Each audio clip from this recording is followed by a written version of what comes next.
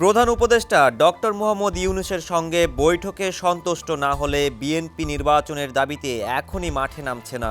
ধীরে চলো নীতিতে দলটি আরও কিছু সময় পর্যবেক্ষণ করবে, অন্তর্বর্তী সরকারকে সমর্থন যোগাবে। একই সঙ্গে নির্বাচন ইস্যুতে সমমনা বিভিন্ন দল, মত ও সংগঠনকে এক প্ল্যাটফর্মে আনার উদ্যোগ নেবে।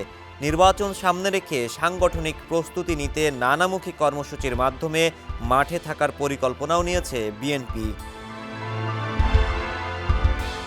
সম্প্রতি প্রধান উপদেষ্টা ডক্টর মোহাম্মদ ইউনূসের সঙ্গে বৈঠক শেষে বিএনপি মহাসচিব মির্জা ফখরুল ইসলাম আলমগীর বলেন, আমরা একেবারেই সন্তুষ্ট নই। আমরা পরিষ্কার করে বলেছি, ডিসেম্বরের মধ্যে নির্বাচন না হলে রাজনৈতিক, অর্থনৈতিক ও সামাজিক পরিস্থিতি আরও খারাপের দিকে যাবে। ডিসেম্বরে নির্বাচন না হলে কি করবে বিএনপি?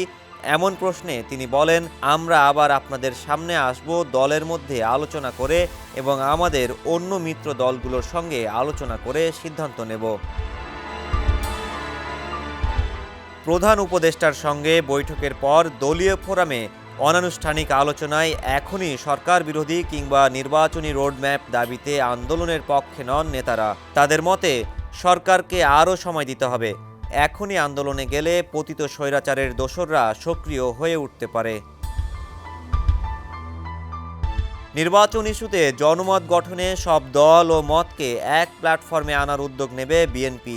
এজন্য শিগগির গণতন্ত্র মঞ্চ, 12 দলীয় জোট, জাতীয়তাবাদী সমমনা জোট, বাম গণতান্ত্রিক জোট ছাড়াও ডান বাম ঘরানার দলে সঙ্গে বৈঠক করার সিদ্ধান্ত রয়েছে বিএনপির। নির্বাচন প্রক্রিয়া নিয়ে কোনো জটিলতা দেখা দিলে যুগপৎভাবে মাঠে নামার প্রস্তুতি রয়েছে পরিকল্পনায়। এ ব্যাপারে নাগরিক ঐক্যের সভাপতি মাহমুদুর রহমান মান্না সমকালকে বলেন, নির্বাচন ইস্যুতে বিএনপি থেকে এখনও তারা কোনো বৈঠকের আমন্ত্রণ পাননি। পেলে আলোচনা করে সিদ্ধান্ত নেওয়া হবে।